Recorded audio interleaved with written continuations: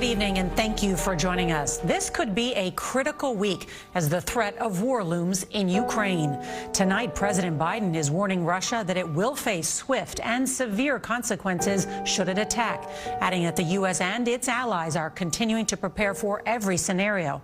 The Cold War foes faced off today at a meeting at the UN Security Council. The U.S. called for the de-escalation of the largest mobilization of troops and weapons in Europe in decades.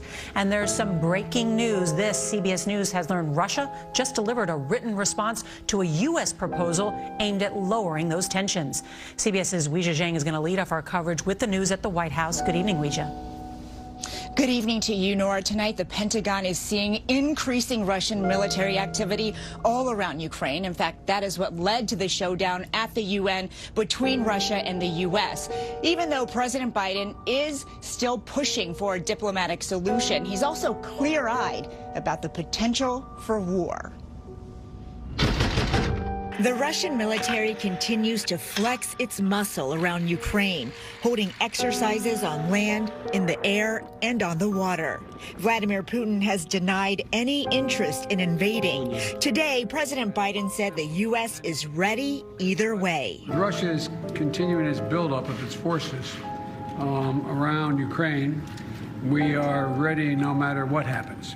During a meeting of the UN Security Council, Russia blamed the U.S. for provoking escalation, again insisting Moscow has no plans to attack. We fully understand that the desire of our American colleagues to whip up hysterics. The U.S. ambassador to the UN, Linda Thomas-Greenfield, demanded to know why then are there more than 100,000 Russian troops surrounding Ukraine on three sides. Imagine how uncomfortable you would be if you had 100,000 troops sitting on your border in the way that these troops are sitting on the border with Ukraine. U.S. officials say there is new evidence that Russia intends to expand its presence to more than 30,000 troops near the Belarus border.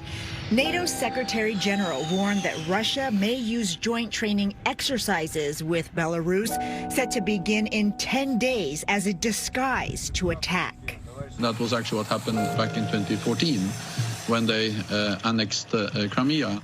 Ukraine's defense minister today celebrated the latest American ammunition shipment, which comes as civilian volunteers across the country, some with no military experience, are training to fight the Russians.